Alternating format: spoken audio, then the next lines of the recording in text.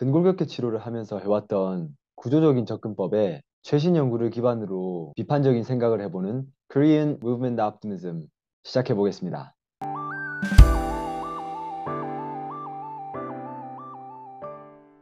자, 팟캐스트 시작에 앞서서 유튜브 구독 그리고 좋아요 꼭 눌러주세요. 그럼 이제 시작해 보겠습니다. 이 자세에서 또 기인할 수 있는 또 다른 게 뭐냐면 허리 디스크예요. 아, 저도 이 디스크랑 회원님들이랑 좀 많이 설득을 하기 위해서 노력을 많이 하는데요.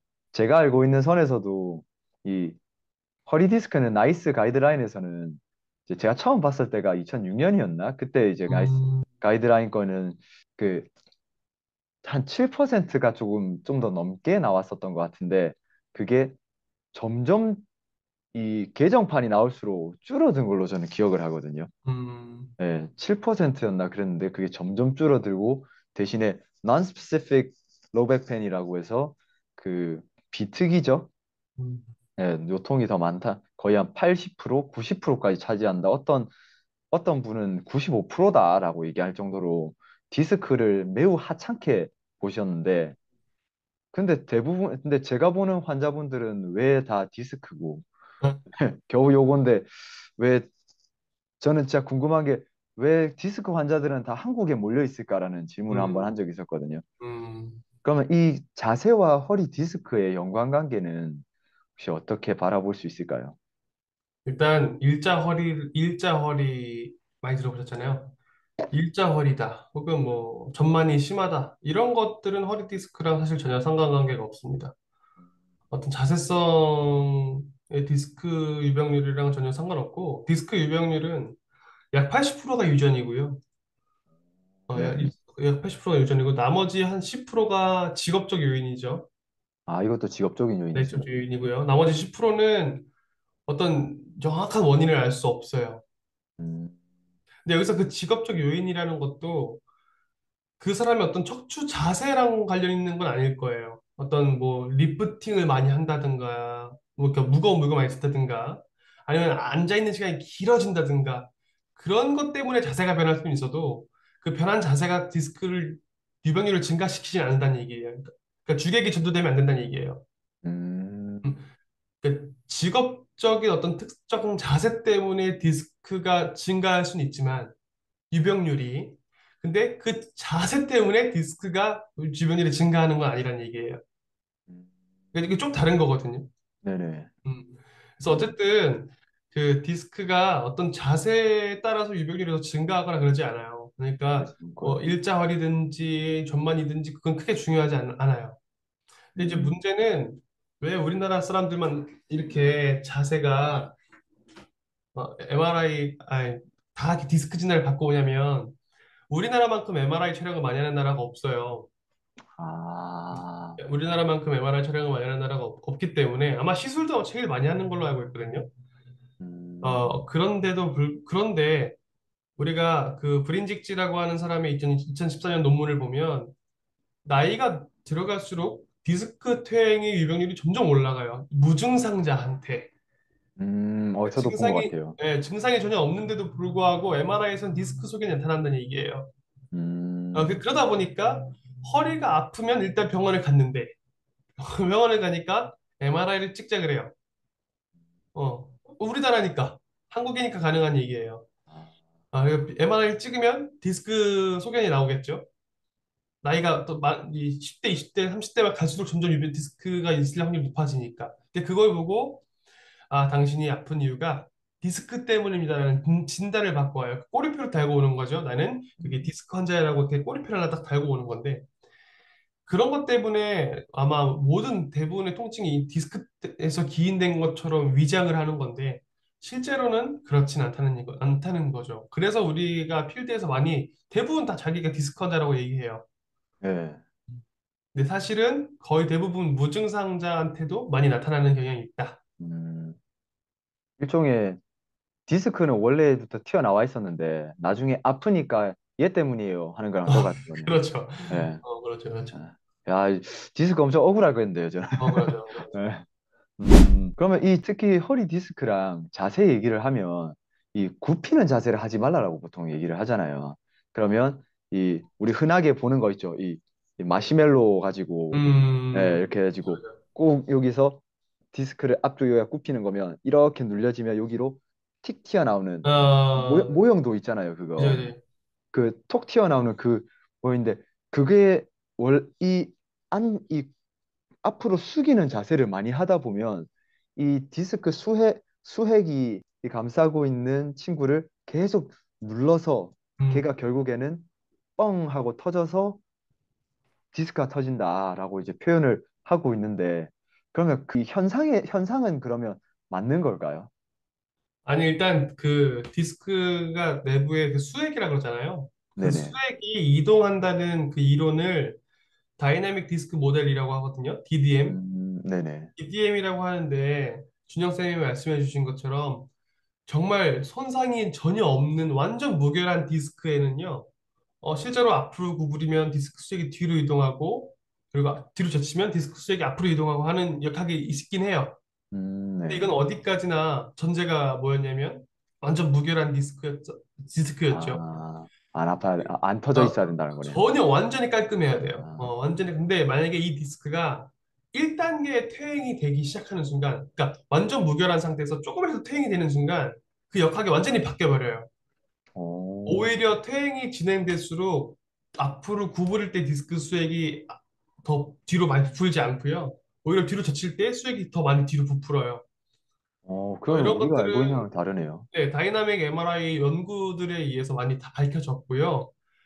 그리고 좀 한 가지 우리가 막 수액이 디스크 내 수액이 이동하는 것처럼 생각하는데 실제로 우리 수액은 이동하지 않아요. 수액은 가만히 있고요. 음, 수액의 길이가 변하는 거예요. 길이가. 네.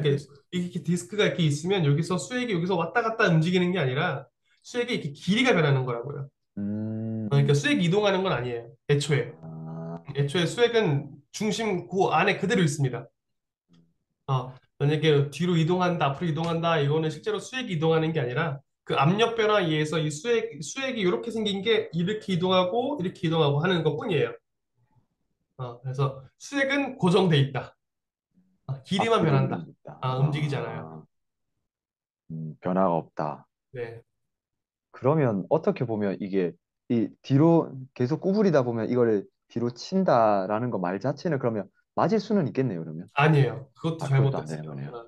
어, DDM, 그러니까 방금 설명해드렸던 네, 그 수액의 길이가 바뀌는 것 때문에 네, 후방 디스크 구조물에 뭔가 계속 장력을 부하되고 네, 뭔가 인장력을 심어줄 수 있으니까 그렇게 생각할 수 있어요. 네, 근데 실제로 그 카데바 연구를 보면요.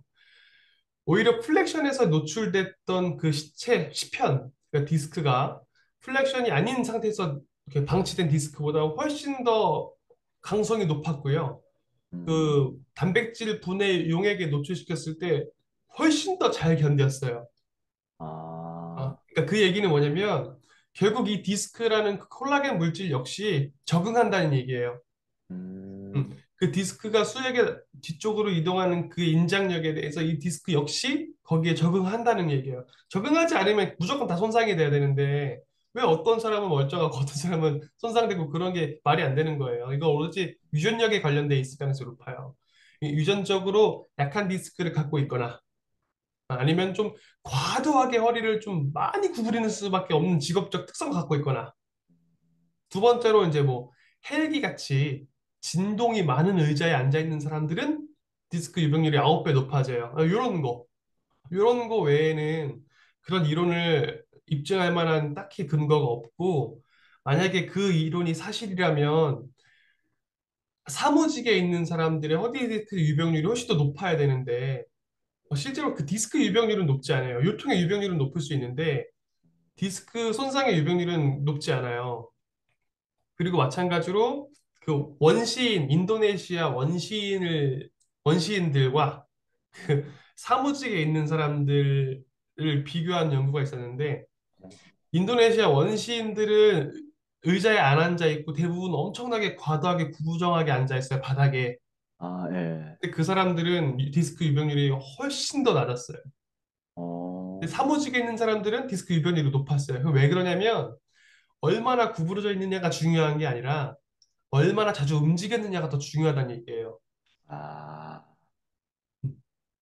결국 이것 또한 한 자세에 너무 오래 있으면 거기서 이제 나타나는 아까 어떻게 보면 아까 전에 말했던 다리 꼬는 거랑 비슷한 거네요. 맞아요. 네. 오래 유지를 하고 있으면 그쪽에서 이제 통증 수용 센서들이 보낼 거고 근데 그걸 무시하고 우리 있었으니까 나중에 으악 하는 것처럼 허리에 문제가 생긴 걸로 느낄 수 있는 거네요. 음. 실제로 그 허리 통증이 있는 사람과 없는 사람들 간의 자세를 연구한 그 연구가 있는데 아무런 뭐 다 차이가 없는데 유일하게 그 양쪽 그룹 간의 차이가 있었던 거는 허리 통증이 있는 사람들이 그러니까 만성적으로 허리 통증이 있는 사람들이 더 정적인 자세로 앉아 있는 경향이 있었대요. 아, 그러니까 얼마나 자세가 어떻고 이거는 전혀 문제가 아니라 음, 그 시간을 얼마나 내가 다양하게 움직이냐 움직이지 않느냐의 차이인 거예요. 음.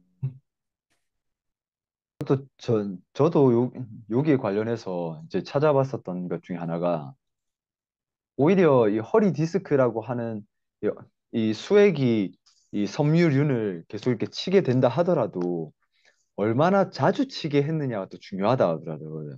그렇죠, 그러니까 그렇죠. 다른 말로 하면 아까 말씀하셨던 뒤꿈치가 계속 땅에 대었기 때문에 굳은 살이 베기듯이 적응을 하듯이 얘 또한 자주 쳤으면 그만큼 더 튼튼해져 있다라고 얘기하는 연구를 본 적이 있습니다. 맞아요. 그렇기 때문에 오히려 아까 방금 말씀하셨던 것처럼 많이 움직였다라는 것 자체가 걔를 많이 치게 만들었던 거고 음, 한편으로는 안 움직였던 사람들은 안 치다가 갑자기 친 거고 그렇죠. 그러면서 오히려 진짜 말 그대로 그 이게 진짜 이 눌림으로 인해서 문제가 생긴 사람이라 하더라도 그런 사람들이 대부분인 거지 그게 아닌 가능성이 있겠다라는 음. 생각이 좀 들게 되더라고요. 그래서 그 되게 다양한 연구들이 있는데 우리가 디스크를 다치게 만드는 요인은 시간인 거예요. 부하가 아니라. 음. 그래서 보면 저도 제 회원님들한테 추천을 해달라고 해요. 뭐 요새 뭐 요새는 좀 조용한 것 같은데 그 커블인가 그런 걸 좀 해야 아, 될지 아니면 의자를 어떤 걸로 바꿔야 될지 아니면 이렇게 앉아야 되지 저렇게 앉아야 되지 이런 자세에 대해서 또는 보조기구에 대해서 얘기를 많이 하시는데 저는 사실 거기에 대해서 말씀을 드리는 게 그냥 다리 자주 꼬으라고 하거든요. 훌륭하시네요. 네, 오른쪽에도 한번 꼬으시고 그러다 보면 이제 뻐근하실 거예요. 그러면 왼쪽도 꼬아주시고 하다가 그 안 되면 엉덩이도 좀 빼가지고 이렇게 또 좀 앉으셨다가 음, 작업하고 참고로 그 전 프로그래머로서 저는 이 자세 매우 좋아해요. 음. 왜 그래서 좋아하세요? 누워서 이게 편해요. 편하니까. 네. 이렇게 편하다는 하면서 얘기는 우리 몸의 피로도를 최대한 최소화한다는 얘기죠. 아, 그쵸. 또 그렇게 하다가 나중에는 또 이제 또 이 작업할 땐 작업하더라도 또 이제 계속 스크린을 봐야 될 때가 있거든요. 그러면 진짜 여기 앞에다 받치고 그냥 이러고 있어요, 그냥. 그렇죠, 그렇죠. 네. 이러고 있으면 또 이제 편해지고. 그러니까 저는 진짜 한번 재봤었거든요. 저번에 한번 제 몸에 실험을 좀 하는 편이어서 음, 한번 스타벅스에서 제가 좀 민폐지만 9시간을 있어봤어요. 음, 네, 들어가자마자 그냥 밥 그냥 스타벅스에서 해결 다 하고 심지어 그거 해결하려고 사이렌 온에도 다 했어요. 진짜 움직임 음, 최소한 하려고. 그렇게 해서 했는데 진짜 화장실 갈 때 그 받으러 갈 때 빼고는 계속 앉아 있어 봤거든요. 음. 그런데 그때 확실히 뻐근하기는 해요. 그렇죠, 그렇죠. 예. 근데 그럴 때마다 제가 실험을 했던 건 뭐냐면 다리를 계속 꼬우고 몸을 계속 막 비틀어 봤거든요. 음, 그러니까 진짜 솔직히 9시간 다 안 아프고 있었냐고 하면 그건 거짓말이에요. 그렇죠. 예. 근데 6시간 또는 화장실 가는 그 시간만큼은 움직여 줘 놓으니까 확실히 그 9시간을 그 순간순간을 쳤을 때는 불편한 게 있었습니다. 근데 9시간 토탈로 했을 때는 제가 그러고 나서 일어나서 작업하고 또 그 다음에 운동하러 갔을 때는 뻐근함이나 이런 불편함 전혀 없었거든요. 음. 네. 그래서 그 메타 분석이 또 하나 있어요. 무슨 메타 분석이냐면 네. 앉아 있는 시간이 과연 허리 통증을 더 일으키는가에 대한 거예요. 음, 되게 흥미롭잖아요. 네. 그 메타 분석에는 어떤 것들이 좀 포함됐냐면 3시간에서 6시간 앉아 있는 사람, 그다음에 6시간에서 8시간 앉아 있는 사람, 그다음에 8시간 이상 앉아 있는 사람. 이 음, 사람들을 추적 관찰을 했는데 얼마나 오래 앉아 있느냐는 허리 통증이랑 크게 상관이 없었어요. 근데 이 사람들의 특징은 얼마나 자주 움직이냐에 따라 달라진다는 얘기예요. 아, 그러한 작은 시간이 중요한 거네요. 네. 음, 그래서 그 어떤 연구들은 앉아있는 시간이 길어지면 요통이 증가한다는 그런 연구도 있는데, 그건 이렇게 횡단면 연구예요. 그러니까 음, 그날 모아서 조사한 연구이기 때문에 지금 제가 말씀드린 건 전향적인 연구거든요. 추적 관찰을 한 연구인데, 음, 오래 앉아있는 시간이랑 요통의 강도랑은 전혀 상관이 없었어요. 그러니까 이 음, 사람들은 하루에 앉아있는 총량이 봤을 때는 앉아있는 시간이랑은 중요한 게 아니고 그 사이에 얼마나 움직임을 많이 섞었느냐, 얼마나 휴식을 많이 했느냐, 이게 더 중요한 것 같아요. 음. 그러면 진짜 이 얼마나 스트레스를 좀 적응할 수 있고 그리고 또 쉴 수 있게끔 했느냐 그게 조금 더 중요하다라고 볼 수 있겠네요. 네, 그렇죠. 이거는 결국에는 근육 운동이랑 똑같은데요. 예, 아, 그렇죠, 네. 그렇죠. 계속 이거 뭐 바이셉스 이거를 계속 뭐 100개 하시거나 100개 다 하고 있으면 힘들잖아요. 음. 근데 10개씩 쪼개서 100개를 하게 되면 100개 할 그렇죠. 수 있는 아, 것처럼 그렇죠, 그렇죠. 그러면 진짜 이 자세라는 것, 자세적인 것들 또는 앉아있음에 대해서 허리 디스크와 연관이 있는 것보다는 그 사이사이에 그 작은 시간들을, 시간 단위들을 얼마나 잘 움직여줬느냐, 그게 더 음. 중요하다라는 것을 생각하시면 될 것 같네요. 사실 이 부분에 대해서는 저는 너무 얘기해보고 싶었던 게 하나 있는데요. 우리 허리 디스크 이거 하지 마세요. 너무 많아요. 아, 예. 짜증나요. 벌써부터 화가 납니다. 그쵸. 저도 요번에 준비하면서 하지 마세요가 너무 많아가지고 사실 저 인스타에도 올렸거든요. 하지 마라고 하지 마. 근데 말도 안 음, 되는 소리 하고 있어. 음, 맞아요. 진짜 이 하지 마라 특히 다른 거에서도 많지만 허리 디스크에서는 하지 마라는 게 너무 많고 그러면 이 하지 마에 대해서 일단 벌써 입력이 된 사람들은 있거든요. 그죠? 워낙 유명하신 분들도 많이 말을 했고, 어, 예. 그리고 또 컨텐츠 자체가 이거 하지 마세요부터 일단은 이게 저도 이제 이 유튜브나 썸네일을 배우면서 하지 마세요가 그렇게 효과적이래요. 저도 예. 봤어요. 그러다 보니까 하지 마세요, 뭐 몇 개 하지 마세요 이런 음. 것들이 많이 나오는데 이 하지 마세요에 대해서 이 관점은 혹시 좀 어떻게 바라보실 수 있으실까요? 하지 말라고 하지 말았으면 좋겠고, 음, 하지 말라고 하는 어떤 영상은 다 대부분 99% 사기입니다. 음, 그거에 대해서, 그것 음, 때문에 이 필드에 있는 전문가들이 되게 힘들어해요. 아, 잘못된 정보들 때문에. 네, 그래서 하지 말라고 하는 영상을 좀 하지 말았으면 좋겠고, 음, 그거는 그냥 전혀 신경 쓰지 말고 계속 우리가 얘기 나눴던 것처럼 자주 움직여주고 자주 잘 적응시켜주면 그게 답니다. 음, 하지 말아야 되는 건 없어요. 음, 근데 물론 딱 한 가지 예외가 있을 수 있어요. 만약에 내가 허리 디스크 때문에 아픈 것 같은데 허리 뒤로 젖힐 때 너무 아파요. 그럼 일시적으로 그건 안 해도 돼요. 음, 반대로 허리 구부릴 때 허리가 더 아프고 다리가 저려요. 그러면은 일시적으로 그 동작을 좀 피해야 할 수도 있어요. 근데 그런 음, 경우를 빼고는 다 하셔도 괜찮습니다. 음, 하지 말라고 하는 전문가는 무조건 거르시면 됩니다. 아, 진짜 좋은 전문가들은 하지 말라고 하지 않고요. 어떻게 하면 할 수 있을까에 대해서 같이 고민해 줄 거예요.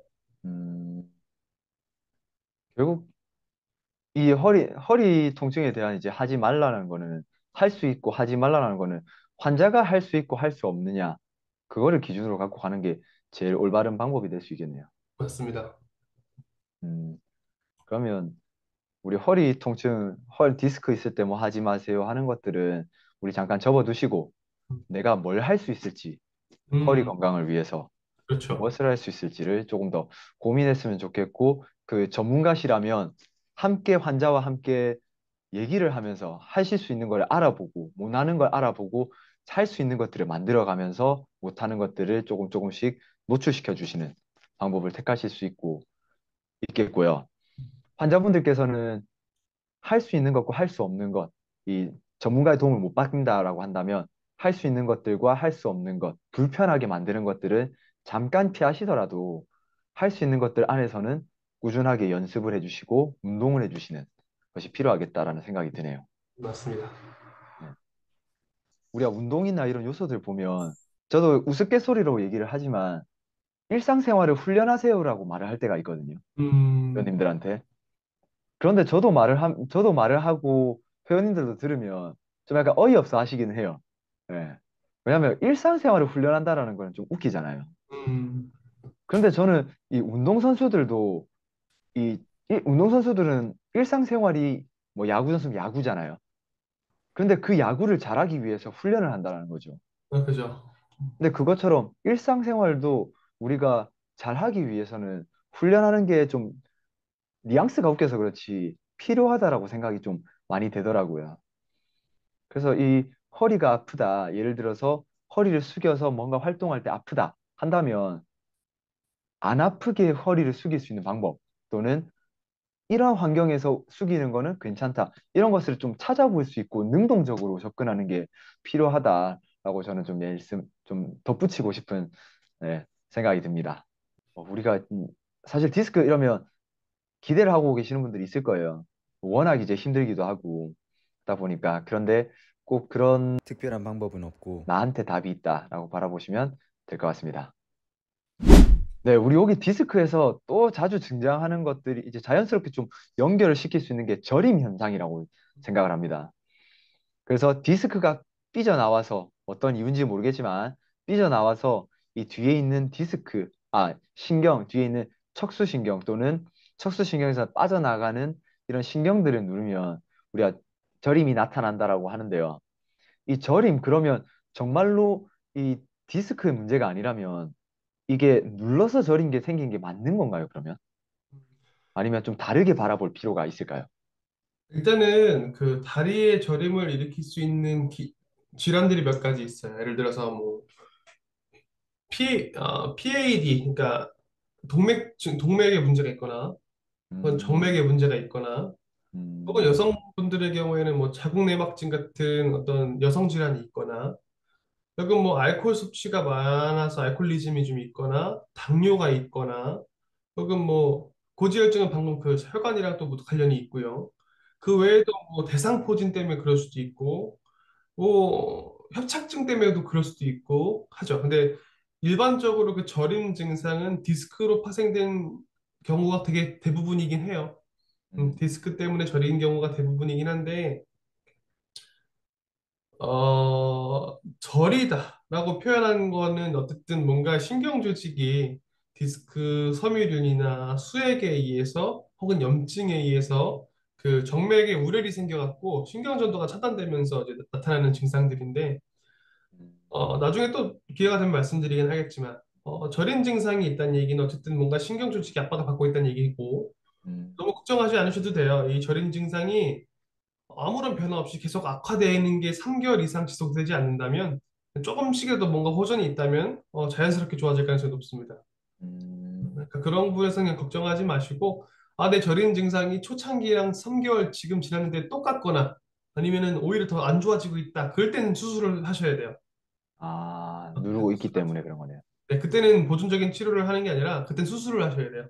음, 그래서 보통 6주 이후를 권고하는데 그것들은 이제 완전히 그냥 선생님들의 그 관점인 거고, 실제로 생리학적으로 3개월까지는 유효기간이 있어요. 음, 3개월까지 내 저린 증상이 계속 악화되고 있다면 그냥 수술하셔야 됩니다. 음. 그러면 우리가 이 허리 디스크 같은 경우에는 또 이 저림 증상이 나타난다 하면 하는 여러 가지 테스트들이 있잖아요. 뭐 이 보우스트링이나 아니면 또 이 앞으로 굽히는 그런 이름을 제가 까먹었는데 하도 안 쓰다 보니까 음, 이, 이 앞으로 굽히는 이제 테스트나 아니면 SLR이나 이런 것들이 있는데 그러면 그런 걸 가지고도 이제 어느 정도 평가가 가능한 부분일까요? 이게 네. 너무 딥한 답이 될 수 있는데, 예. 디스크로 인해서 방사통이 생길 수 있어요. 여기서 말하는 방사통은 그 의학 용어로 하면 라디큘라 페인이라고 얘기하는 거고요. 저림은 라디큘라 패시라고 하는 신경근병증이라고 해요. 그러니까 두 개가 좀 달라요. 음, 그래서 방금 준영 쌤께서 말씀해 주신 것들은 그 방사통에 감별하려고 하는 검사들이에요. 그러니까 이것들로 저림을 감별할 수 없어요. 저린 저림과 증상 통증은 다른 거네요. 달라요. 그래서 그 기전이 다르기 때문에 저린 증상과 방사통을 좀 구분할 수 있어야 되고요. 만약에 내가 다리가 아픈 게 아니라 저리기만 해, 그런 거면 아마 높은 확률로 감각이 떨어지거나 근력이 떨어지거나 할 가능성이 높아요. 음, 근데 저림만 강독적으로 일어나는 경우는 좀 드물어서 이건 아까 말씀드렸듯이 좋은 물리치료 선생님을 찾아가서 감별 진단 받는 게 제일 좋은 방법인 것 같아요. 그러면 이게 저리다라고 하는 요소들이 있는데 거기서 이 근육 감각의 이상, 우리 흔히 말하는 이제 저림에 이제 신경이 눌려졌을 때 증상 세 가지가 있잖아요. 네. 이제 감각 이상, 또 운동 저하 또는 이제 근육의 이제 손실, 그리고 아, 또 마지막으로 이제 그 건만사, 반사 소실. 예, 네. 반사 손실 이렇게 이제 보통 세 가지를 보는데 이 세 가지를 그러면 이 세 가지가 없는 상황에서도 저리다라고 하시는 분들이 있잖아요. 맞아요. 그러면 그렇게 하게 되면 그런 분들은 좀 바라볼 때 어떻게 바라볼 수 있을까요? 이게 그 절이다라고 하는 게 되게 네. 주관적인 호소다 보니까 아, 네. 이게 그 방금 말했던 방사통을 그렇게 그렇게 주관적으로 느낄 수도 있고요. 두 음, 번째는 그 연관통이라 그래가지고 디스크가 그 신경을 눌러서 문제가 생기는 게 아니라 디스크 자체 내부에 뭔가 문제가 생겼을 때 이게 좀 원입으로 내려가는 특징이 있어요. 이런 불편감들을 이런 약간 뻐근하고 이상한 느낌들을 저리다라고 얘기할 수도 있거든요. 그래서 진짜 이 허리 디스크에 대한 감별을 잘 하시는 선생님들은 이 세 가지를 딱딱딱 구분해서 최대한 감별 진단 해주려고 노력하실 거예요. 하지만 이건 되게 좀 스페셜한 내용이다 보니까 이 팟캐스트에서는 다루기 좀 어려울 것 같긴 한데 음, 어쨌든 뭐 여러 가지 절인 증상처럼 호소하는 요인들이 있을 수 있는데 이거를 방송에서 이렇게 딱딱딱 이렇게 설명하기 너무 어려워서 아, 그냥 그쵸.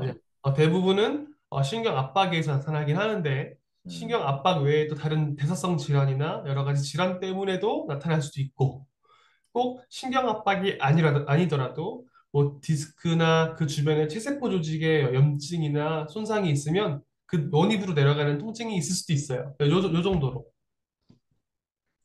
알겠습니다. 그러니까 여기 이상부터는 이제 감별하고 이런 부분들은 워낙 전문적이다 보니까 음. 혹시 이쪽에 대해서 정말로 이제 관심 있고 좀 배워보고 싶다 하신다면 우리 용규 선생님의 백페인 강의 한번 네네. 한번 좀 들어봐 주시기 바랍니다. 네, 아주 좋습니다. 음. 네, 그러면 이제 이제 절인 현상 이제 얘기를 했기 때문에 이제 그런 요소들은 조금 더 좀 깊게 이제 이 팟캐스트를 통해서 또는 여러 영상들을 통해서 뭔가 해결되지 않았다라고 한다면 정말 환자분들께서는 좋은 이 감별 진단을 하실 수 있는 분들을 찾아가실 수 있고 그러기 위해서는 어, 또 좋은 평가를 하시는 분들은 계속 좀 비판적으로 계속 무조건 맡기지 마시고요. 아무리 좋은 사람들이라도 좀 유명한 사람들이라도 한 번 더 생각을 해보시고 접근하시는 거를 추천을 드리겠습니다. 네. 아이러니하게도 그 의사 선생님들도 이 부분을 잘 모르는 경우가 되게 많더라고요. 어, 그래서 되게 어려운 부분인 것 같아요. 그냥 일반인 음, 분들이 느끼시기에는. 그쵸. 사실 그렇기 때문에 전문가가 있는 거고 또 음. 전문가는 그러한 요소 때문에 또 공부를 하는 거고요. 생각이 드네요. 네, 우리 저림 얘기하면 또 자연스럽게 또 나와야 될 게 있죠. 이상근 증후군. 아, 예. 이번 Korean Movement Optimism 도움이 되셨을까요? 그러면 이 영상을 통증이 있는 친구, 회원 또는 고객, 그리고 직장 동료에게 공유해 주세요. 통증에 대한 최신 정보 저희가 알려드리겠습니다.